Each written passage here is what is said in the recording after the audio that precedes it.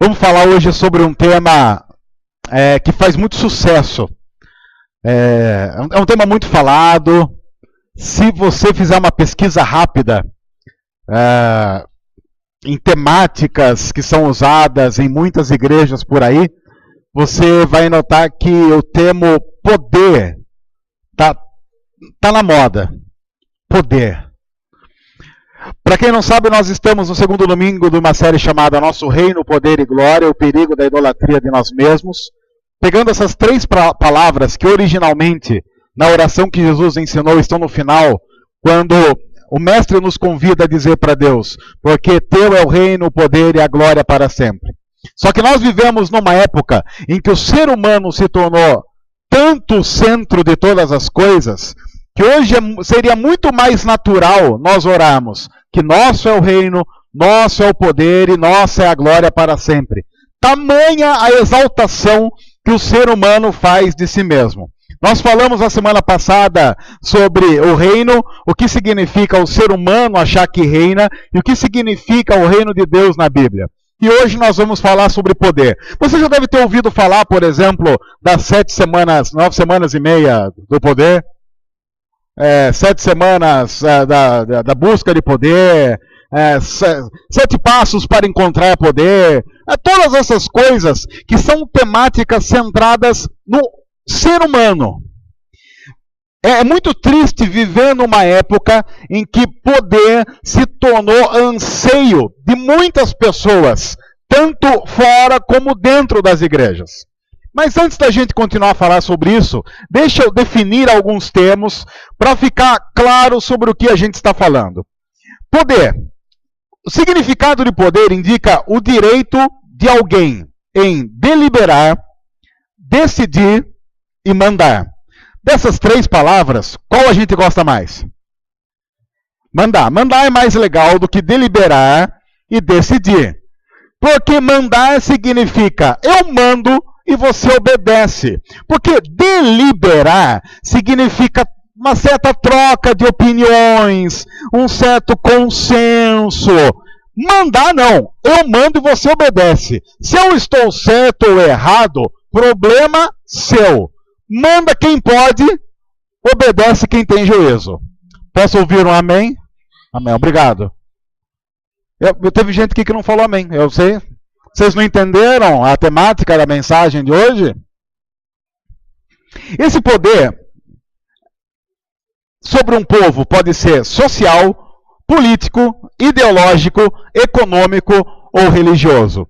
E não precisa ser muito esperto para encontrar facetas desse tipo de poder em todas as áreas da nossa vida. Esse é um significado que você encontra em dicionários por aí. Porém, se você vai para a área da sociologia, que está talvez mais próximo de uma relação que nós temos como igreja, a sociologia define poder, geralmente, como a habilidade de impor a sua vontade sobre os outros, mesmo se estes resistirem de alguma maneira. Essa definição é a mais legal, porque é a definição que mais vai saciar a nossa necessidade de fazer aquilo que nós queremos e os outros que se ferrem. Poder é a habilidade de impor a sua vontade sobre os outros, mesmo se esses resistirem de alguma maneira.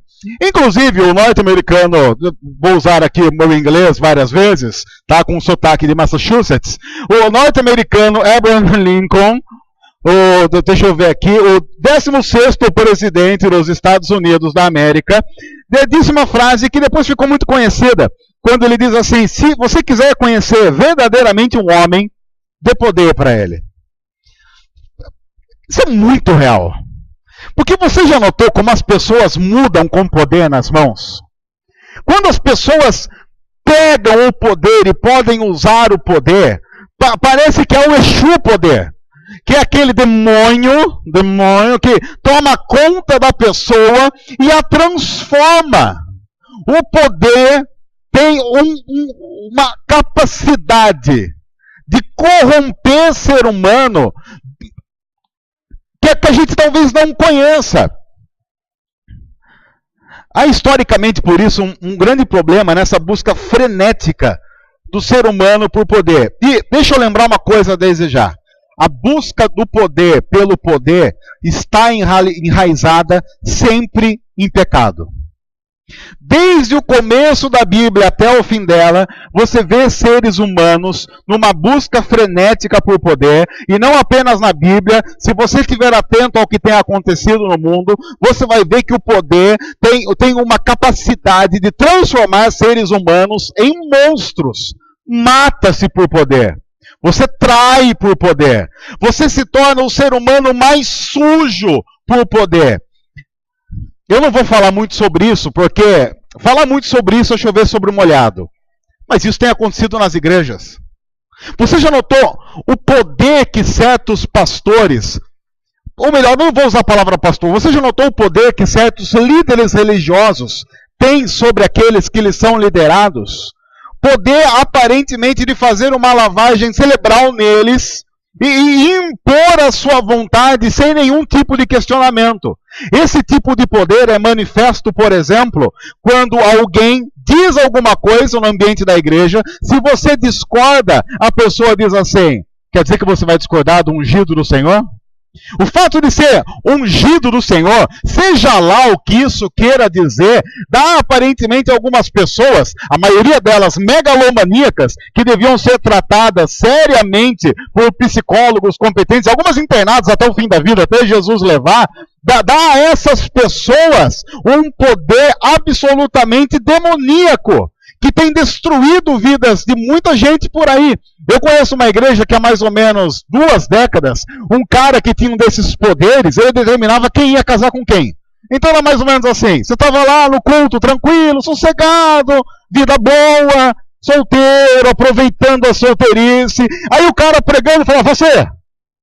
Eu? É você? Pois não. Deus falou que você vai casar com ela. Com quem? Com ela. Aí você olhava para ela: oi. Você nem sabia nem o nome da sujeita, mas Deus falou. Como você queria ser obediente à voz de Deus, e foi o ungido do Senhor que falou, você procurava lá a irmã depois do culto, convidava para fazer uma oração, um lanche, pagavam milkshakes, ok? Lanchão do Mário, a moça já morria, já quebrava a profecia. Não. E pior, eu conheço a história um pouco de perto, um monte de gente casou. Sério, por causa disso. Você não imagina o tanto de divórcio que deu depois. Quer dizer, dá para imaginar, porque a pessoa fala: que porque eu casei com você? Deus mandou. Mas Deus mandava umas coisas muito loucas. Controle, poder. Veja o que a Bíblia diz na primeira manifestação do ser humano tentando tirar o poder de quem o tinha por direito e trazendo sobre si mesmo que não tinha direito nenhum de exercer qualquer tipo de poder. Eu sei que é um texto conhecido, mas justamente pelo fato de ser um texto conhecido, não tire a sua atenção da profundidade do que a Bíblia está dizendo sobre um tema muito, muito vivido até o dia de hoje. Em Gênesis 3 diz assim: a serpente era o mais astuto de todos os animais selvagens que o Senhor Deus tinha feito. E ela perguntou à mulher: foi isto mesmo que Deus disse? Não comam de nenhum fruto das árvores do jardim? Respondeu a mulher à serpente: nós podemos comer do fruto das árvores do jardim. Mas Deus disse: não comam do fruto da árvore que está no meio do jardim, nem toquem nele, do contrário vocês morrerão. Aí vem a parte que nos interessa. E eu grifei e deixei em negrito aí, deixa eu ver se eu fiz isso. Fiz. Disse a serpente à mulher: certamente não morrerão. Agora, veja o que a serpente vai colocar no coração daquele ser humano.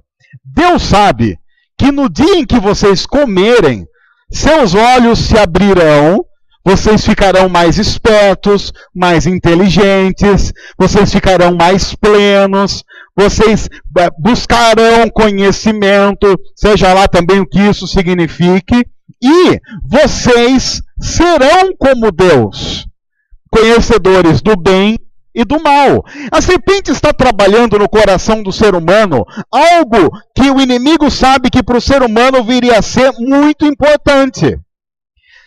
Até aquele momento, Deus tinha criado todas as coisas e reinava soberano. Deus falava, o ser humano obedecia.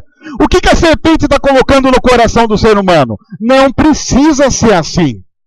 Que ideia é essa de você receber ordens? Que ideia é essa de viver num mundo em que só porque Deus, Ele fala e você tem que ficar obedecendo? Não!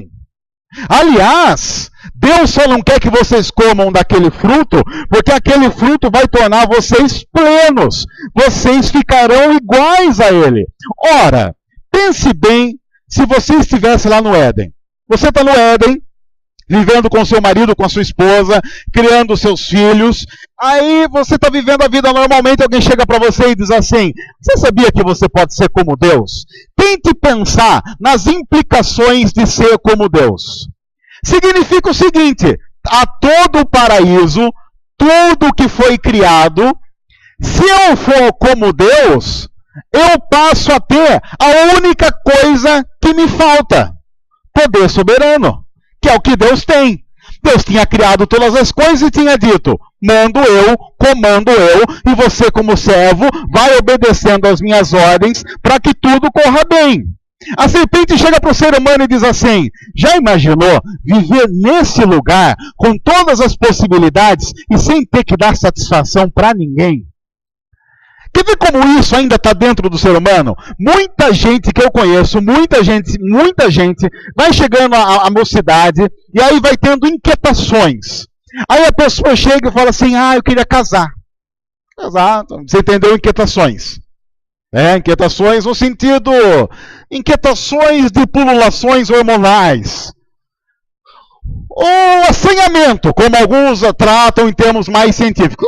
Não importa. A pessoa chega e fala: eu quero casar. Eu pergunto: por que você quer casar? Não aguento mais ir na casa dos meus pais. Você vai casar por isso? Eu preciso sair da casa dos meus pais. Quer dizer que sair da casa dos meus pais você vai casar? Porque se eu casar, eu tenho um bom motivo para sair da casa dos seus pais. E eu penso: mas você vai ferrar a vida de outra pessoa por causa disso? Por quê? Como assim? Lógico. O que a pessoa quer, ninguém manda em mim. Ela vai casar. Vai achar que ninguém manda nela. E qualquer pessoa aqui, casada, sabe que se é uma coisa que casamento não significa, ninguém manda em mim.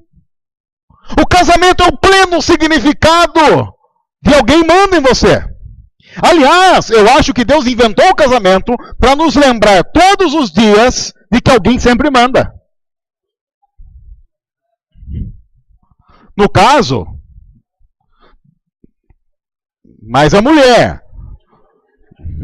Mas isso também é coisa de pecado. Porque os caras, eles falam assim às vezes: olha, meus pais controlam minha vida.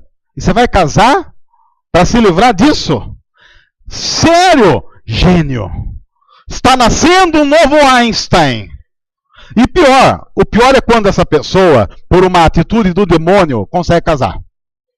Ela casa, o inimigo agiu, ela casou. Aí depois ela vai querer, depois do casamento, viver o sonho da independência do ninguém manda em mim. Que é o cúmulo da estupidez humana. Se você casou e está vivendo depois de casado uma vida parecida com o que você vivia antes de casado,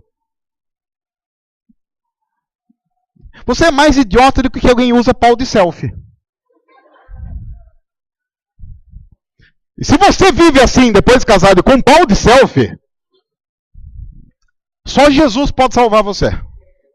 Você chegou ao limite! Ao limite!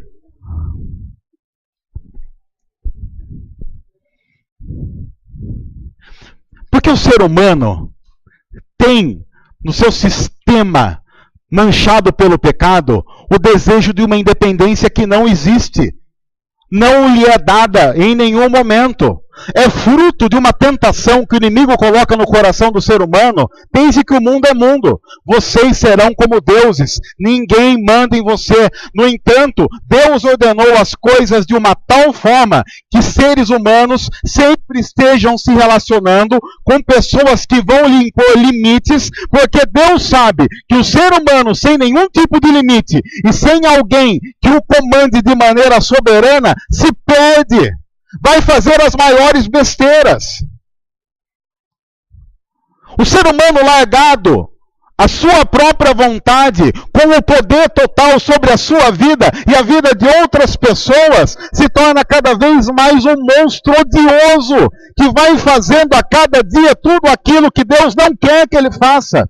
Nós voltamos as costas para Deus, porque nós sabemos, inclusive, que viver com Deus significa que nós estamos comprometidos com algo muito maior. Inclusive, não me assusta que numa sociedade como a nossa, uma das religiões que mais cresce é a religião daqueles que não têm religião. Ou então que o ateísmo cresça muito no nosso tempo. Porque numa sociedade que você tem o ser humano como centro, é altamente conveniente que Deus não exista. Porque qual é o grande problema da existência de Deus para muitas pessoas? O grande problema da existência de Deus para muitas pessoas é que se ele existe, você tem que prestar conta a alguém. Se ele existe, há um poder superior. E que, inclusive, faz as coisas de uma maneira que grande parte de nós não concorda. E onde já se viu você estar inserido no mundo em que as coisas acontecem sem que elas sejam do jeito que você quer e sem que alguém lhe peça ordem por isso. Num mundo centrado no ser humano, isso é uma coisa completamente absurda. Absurdo. Muita gente diz assim, se Deus existe, por que existe tanto mal no mundo? Como se a referência para a existência ou não existência de Deus estivesse naquilo que eu chamo de mal. Esse é um argumento que só mostra que o centro referencial de todas as coisas, para as pessoas que dizem isso, tem que ser elas mesmas. Se eu acho que alguma coisa não está de acordo com o que eu acho bom e normal, então só pode haver uma resposta. Esse poder superior não existe. Porque se existisse, faria as coisas do jeito que eu quero, do jeito que eu gosto e na hora que eu mando. Se isso não acontece, só pode ter uma resposta. Deus não existe. Seria a mesma coisa de dizer, seria a mesma coisa da Luísa ou a Júlia, minhas filhas, chegarem para mim, depois eu ter dito não para elas, e elas falarem assim, meu pai não existe. Por que seu pai não existe? Não, porque aquele que diz ser meu pai, não está fazendo as coisas que eu quero, na hora que eu quero. Então, só podemos chegar a uma conclusão. Se aquele que diz ser meu pai, não faz as coisas que eu quero, na hora que eu quero, a única conclusão possível qual é? Pai não existe. Parabéns, Einstein. Os grandes dilemas filosóficos da existência do ser humano estão resolvidos. Nós não tínhamos atinado até agora que nós éramos o centro. Pronto! Problema resolvido.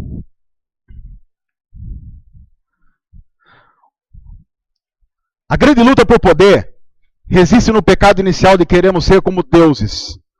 O que significa não depender de ninguém que tenha um poder maior que o nosso. Poder mandar, não depender de ninguém.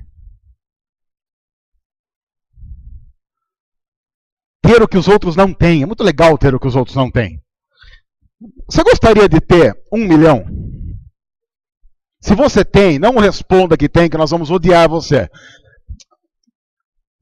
Você gostaria de tirar um extrato? Por exemplo, você sai aqui, amor, vamos passar lá vou tirar um extrato.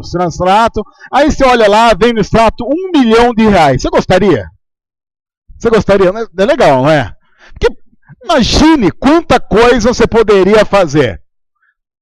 Agora, imagine que todas as pessoas do mundo tivessem esses mesmos R$1 milhão. Perde ou não perde um pouco a graça? Porque você vai poder comprar aquele carro, mas todo mundo vai poder comprar também. Aí você chega com aquele carro maravilhoso, a hora que você vai estacionar aquele carro maravilhoso, tem mais 10, igualzinho.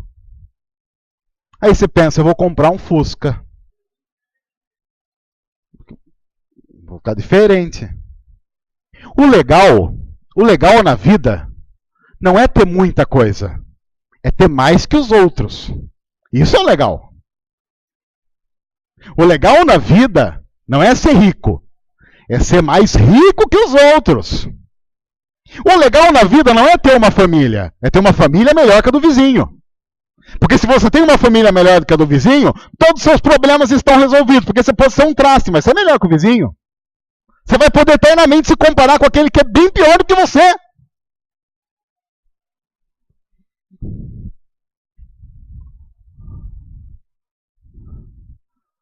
Legal não é ter roupa. É ter roupa que as pessoas admirem. O legal não é morar. O legal é morar no lugar em que as pessoas, ao visitarem, pensem assim: meu Deus, como eu que... E as pessoas não dizem assim: como a sua casa é linda. Elas podem até dizer isso, mas se você aperta a tecla SAP, elas estão dizendo assim: eu queria essa casa para mim. Quantas vezes você já ouviu alguém dizendo: eu tenho muito mais bom gosto do que fulano, só não tenho dinheiro dele? Já ouviu ou não ouviu? Tem muita gente que diz assim. No fundo dessa frase, assim: eu sou melhor que ele. Só que o mundo é injusto, não me deu tanto dinheiro como ele. O mundo deu dinheiro para uma pessoa de mau gosto como ele. Eu, no lugar dele, com o dinheiro dele, tinha feito muito melhor. Notou? O lance não é dinheiro. O lance é o outro. O lance é comparação. Poder. Essa relação de poder, de ser mais que o outro. Isso está enraizado num sistema altamente demoníaco, que faz com que mais tempo, menos tempo, o ser humano leve isso para Deus. Deus quis mandar em minha vida até hoje. Eu preciso dar um jeito na minha vida para que Deus pare de mandar. Porque não dá mais para viver com Deus querendo mandar em tudo. Não dá mais para viver com Deus querendo comandar a minha vida. Não dá para viver assim. Então eu tenho que fazer as coisas de uma tal forma que eu possa mandar. Até porque esse lance de Deus querer mandar, de Deus falar que tem poder, será que está correto? A maioria aqui já deve ter ouvido falar de um cara chamado Jó. Para quem não sabe, a história de Jó é assim. Jó era um cara que tinha tudo.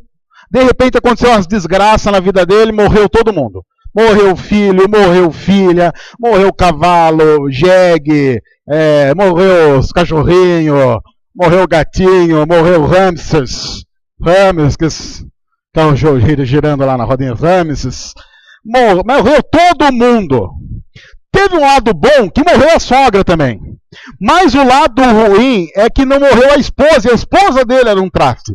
Foi uma desgraça completa na vida dele, que morreu todo mundo, e ele perdeu tudo que ele tinha. Imagine um cara milionário que da noite para o dia perde absolutamente tudo. Tanto bens materiais quanto pessoas.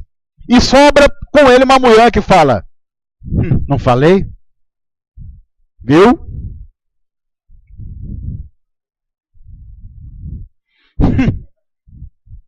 É aquela mulher que vira do lado e faz só assim. Aí, no livro todo de Jó, fica a discussão: Deus pode ou não pode fazer isso? Deus tinha o direito ou não tinha direito de fazer isso? Porque até então, a percepção que as pessoas tinham de Jó é que Jó era um cara bom. Jó era um cara correto, Jó era um cara certinho, ele tinha padrões éticos e morais muito bons, era um cara religioso, era um cara que tinha as contas em dia com Deus. E aí o pessoal olha para a vida de Jó e pensa assim: mas espera aí, fazer isso com Jó? Se fizesse com a vida de fulano, beleza, porque fulano é ruim, mas vai fazer com Jó? Jó é um cara bom. A grande questão que também está no livro, fora o tema central, que era tentar mostrar que Jó adorava a Deus, não por interesse, mas porque ele amava a Deus. Uma outra questão muito forte no livro é: Deus tem ou não tem o direito de fazer isso? Veja o texto, já na parte final de Jó, porque as pessoas ficam discutindo, até que Deus entra na história e para dar o ponto de vista dele. Aí depois de muito reclamar, Deus chega para Jó e fala assim: Jó, chega aí um pouco, vamos bater um papo rapidinho. Senta aí, tá tranquilo, tá confortável. Sim, senhor, quer um suco, uma coca? O inimigo falou: lanche do mar.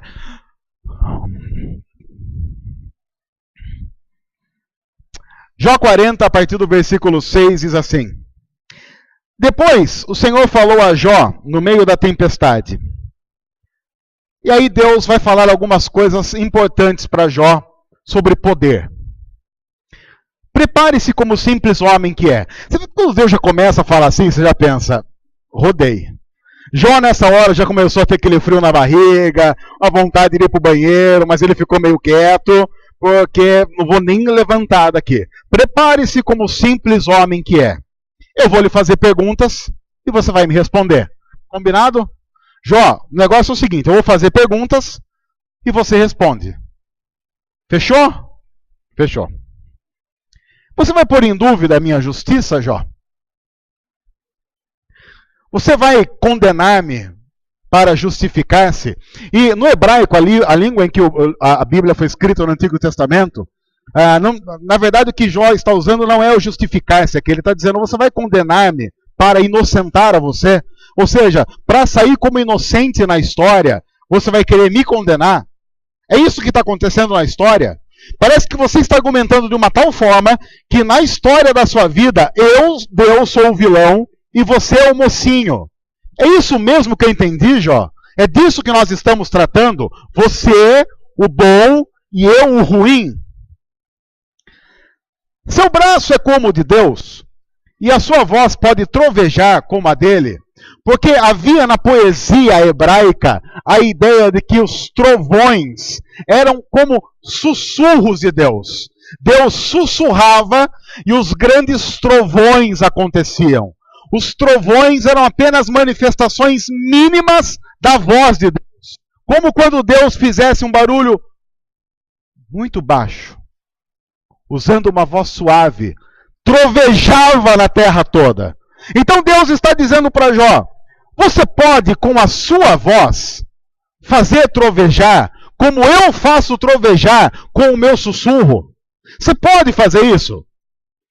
Qual é o poder da sua voz, Jó? Se você falar aqui, até onde vai chegar a sua voz? Porque a minha voz, quando eu falo, chega até o fim do cosmos. Porque segundo a própria Bíblia, conforme Deus foi falando, todas as coisas foram vindo à existência. Deus disse, haja luz, e a luz simplesmente apareceu. Deus disse, haja montes, e os montes apareceram. Aí alguém vai dizer assim, não, isso é fruto de movimentos tectônicos e erupções vulcânicas. Tudo bem, não tem nenhuma crise com isso. Então Deus olhou para o vulcão e disse, exploda. Pronto, tá bom, sem crise nenhuma. A crise que eu tenho, quem fala isso, vai lá e fala para o vulcão, exploda e faz ele obedecer. Vai lá. Ó, vulcão, explode aí.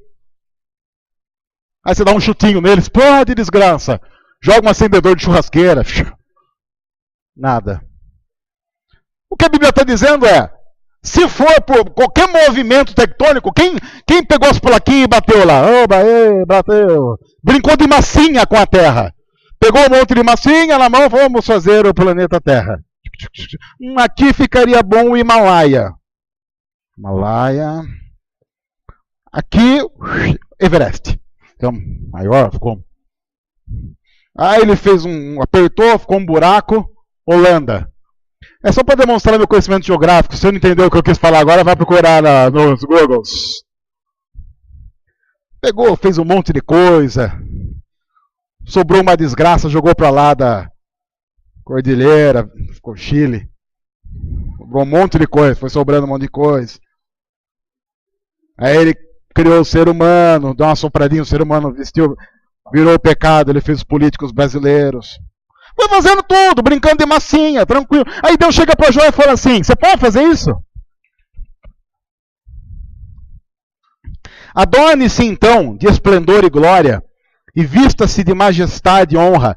Há uma referência, inclusive, num salmo, dizendo que as estrelas que nós vemos, o céu que nós vemos todo estrelado, o salmista diz, são como as bordas da cortina da mansão de Deus. Como se todo o céu que nós víssemos fosse apenas a borda das cortinas do reino celestial de Deus.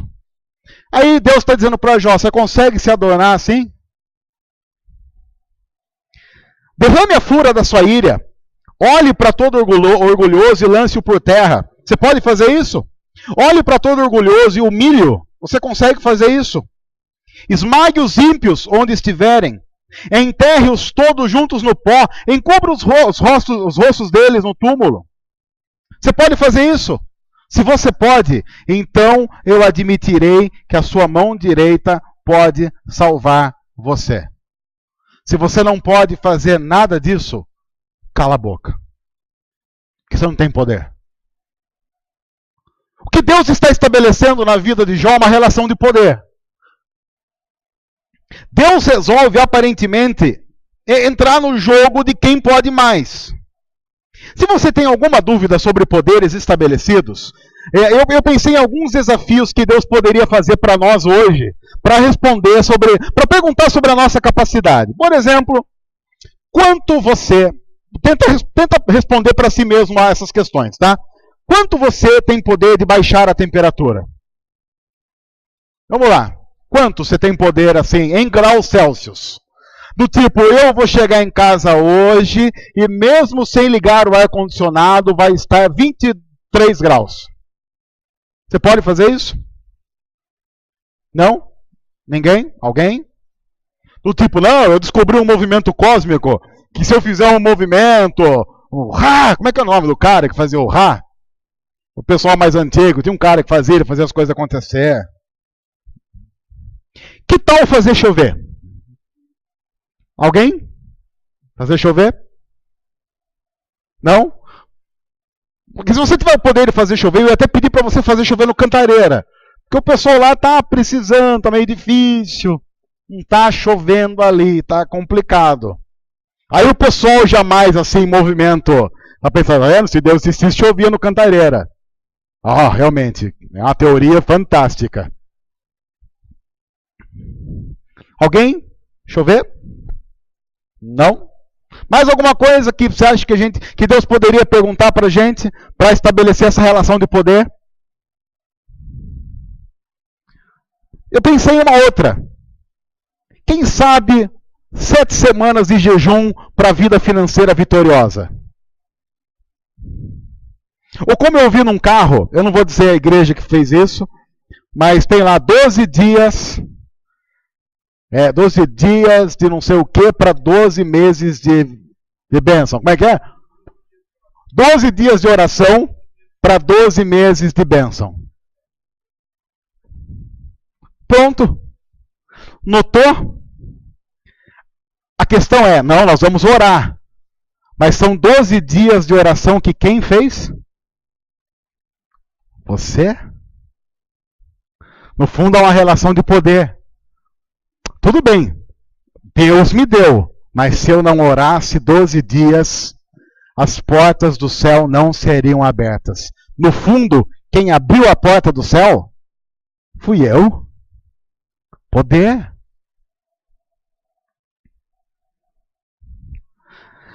Há 2 outros textos interessantes para a gente encerrar. Isaías 64, versículo 8, diz assim: Contudo, Senhor, Tu és o nosso Pai, nós somos o barro, Tu és o oleiro, todos nós somos obra das Tuas mãos. E é por isso até que, para as grandes questões da vida, só nos resta orar e confiar.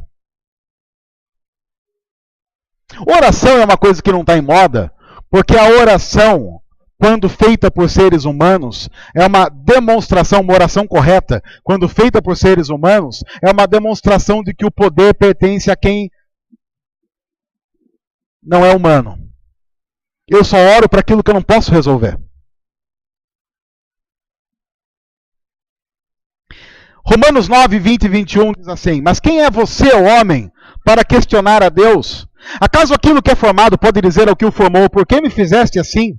O oleiro não tem o direito de fazer do mesmo barro um vaso para fins nobres e outro para uso desonroso? Se você discorda desse estabelecimento de poder, a gente pode fazer um desafio. Quando a morte chegar, diga não. Simples assim. A morte chega e falou, boa noite. Com foice, tá ligado? A dona morte É a Dona Morte que é o nome daquilo? A Dona Morte, você tá lá meio que assim, já vai, não vai. A Dona Morte chega do seu lado, fala boa noite, você fala boa noite. Pois não? Chegou a hora. Você olha para ela e fala assim, não chegou não. Ela vai olhar na agenda e fala, não chegou. Não chegou. Chegou. Seu nome aqui não é José Marcos? José Marcos. Júnior. Aqui não, chegou? Aqui. A ordem aqui para levar, entrega expressa. Não, mas eu não vou. Mas por que não vai? Não, porque eu não quero. Ah, mas isso não tinham falado que você não quer? Não te perguntaram? Não. Desculpa. Eu vou reclamar. É o tipo de PROCON da morte. Você tem um tempo para reclamar do que o produto que veio... É tipo cartão de crédito. Você não pediu, não pode vir. Ninguém pode mandar para você se você não requisitou. Se manda, você reclama. Se a nossa relação de poder é essa, vamos fazer isso. Quando a morte chegar, diga não. Ponto final. A nossa relação de poder é tão complicada que nós, consequentemente, perdemos de foco, mesmo em comunidades cristãs, a pregação do Evangelho. Porque a pregação do Evangelho, de maneira plena, é um reconhecimento do poder estabelecido em Deus. O que é que o ser humano constantemente tenta fazer? Reafirmação do seu valor. Nós vivemos todos os dias a nossa vida tentando reafirmar o nosso valor. Para que a gente chegue no final do dia e pense assim, hoje eu fui bem ou fui mal? É como se a gente fizesse um equilíbrio. Eu fiz 10 coisas boas, 9 coisas ruins. Se naquele dia eu fiz 10 coisas boas, 9 coisas ruins, eu vou me deitar com a sensação de que, bom, nesse dia ninguém pode reclamar de mim, porque o meu saldo é positivo. Se eu tiver então alimentado as pessoas famintas, se eu tiver dado alguma coisa para alguém, mais ainda. Quanto mais coisas boas eu for fazendo, mais o meu saldo vai ficando legal. Mas você já notou que nós vivemos de uma tal forma que todos os dias nós precisamos reafirmar o nosso valor?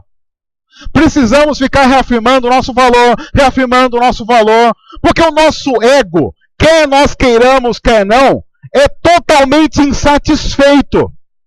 Nós vamos vivendo tentando reafirmar o nosso valor para nós mesmos e para os outros, para poder olhar no espelho e dizer, muito bem, hoje foi um dia que você viveu legal.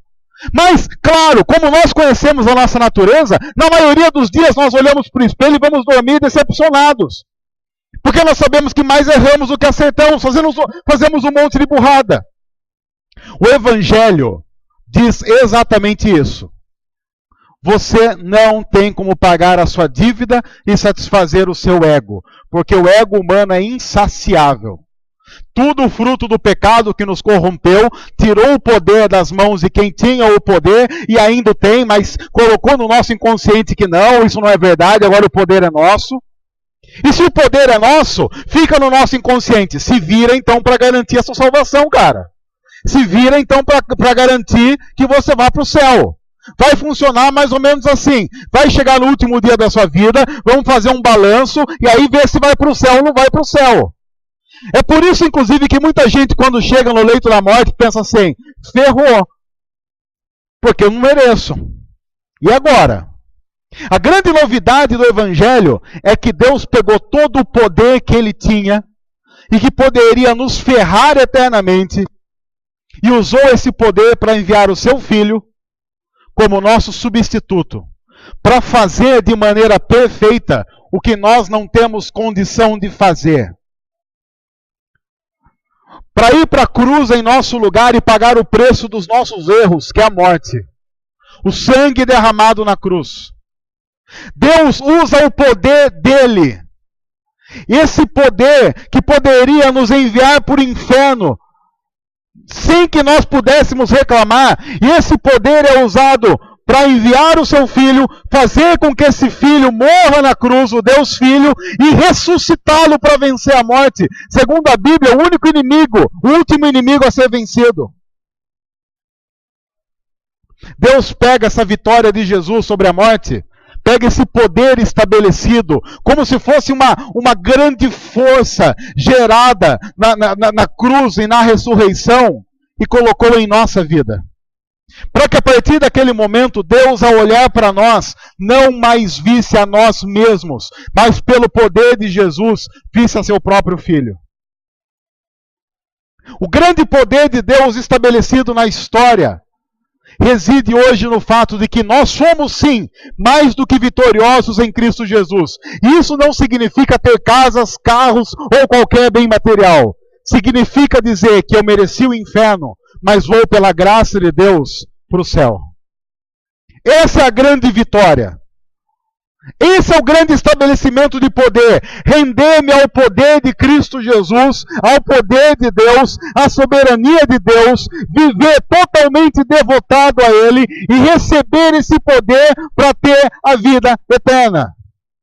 Algo que eu não recebo por alguma coisa que eu venha fazer, mas pela fé no Filho de Deus. O que significa dizer que todo o centro da história não está em nós, mas em Cristo.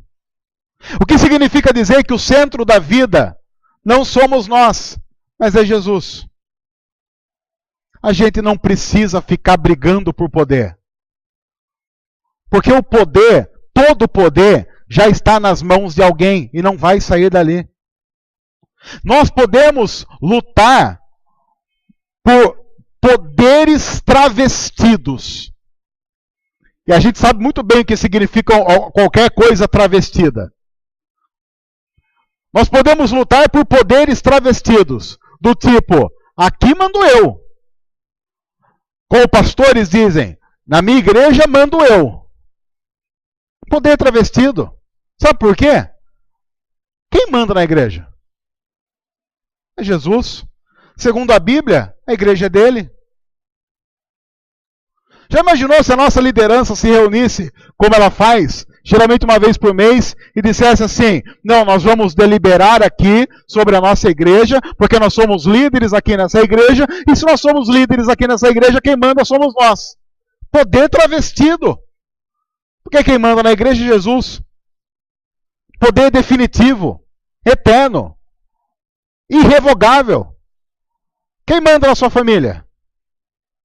A gente acha que até manda na família da gente. Mas você garante o futuro dela? Por exemplo, eu tenho esposa e 2 filhas.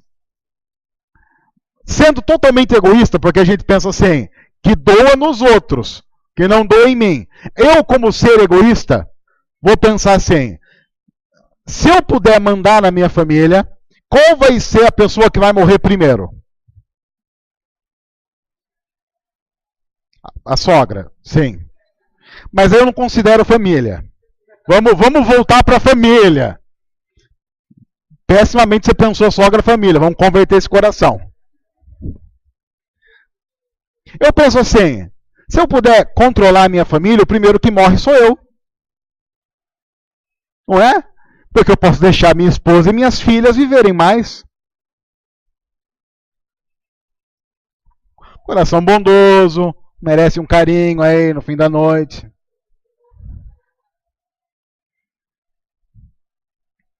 Mas se na minha família mando eu, qual é a garantia que eu tenho de que isso vai acontecer? Nenhuma. Quem manda na minha família é Jesus. O que eu sou convidado a dizer, Deus, me ajuda a compreender a tua vontade e amar ao Senhor sobre todas as coisas, inclusive acontecimentos que fujam ao meu controle.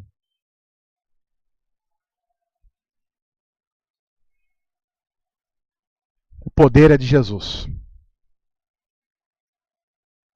Pegue toda a sensação de poder que você acha que tem e coloque na cruz. E estabeleça o relacionamento de vida para que você não tenha que buscar poder. Porque qualquer pessoa no mundo que vive atrás de poder, vive um inferno. E Deus não nos chamou para viver o inferno, buscando todos os dias um reconhecimento que não tem que ser nosso, porque já é de Jesus. Isso significa ter alegria plena nele. Reconhecer o reino e o poder dele. Isso vai nos levar à última parte. Que é compreender por que é que Deus tem a glória. Mas isso a gente vai falar na semana que vem. E eu espero que até lá ele nos abençoe a compreender que o reino é dele e o poder é dele. Senhor, ajuda-nos a viver reconhecendo que todo o poder estabelecido é do Senhor, que o Senhor manda, que o Senhor coordena, que o Senhor dá ordem a todas as coisas, que o Senhor estabeleceu todas as coisas segundo o teu poder, não precisando de nenhum conselho humano, de nenhuma dica humana, de nenhum atalho que nós viéssemos a fazer para ajudar o Senhor. O Senhor fez todas as coisas de acordo com o teu poder e a tua grandeza. Ajuda-nos a compreender isso, para que possamos descansar no Senhor e no teu poder. E viver a vida sabendo que a tua vontade, somente a tua vontade, é plena, é boa, agradável, perfeita, para o teu reino e, consequentemente, para as nossas vidas. Ajuda-nos a viver assim como igreja, reconhecendo a centralidade do Senhor, o senhorio do Senhor, e que todas as coisas são de Jesus, porque por Ele, para Ele, por meio dEle foram feitas todas as coisas. Sem Ele jamais nada viria a existir. O sustentador de tudo, o sustentador de nós mesmos, Cristo Jesus, o nosso Senhor e Salvador, no nome de quem nós oramos. Amém.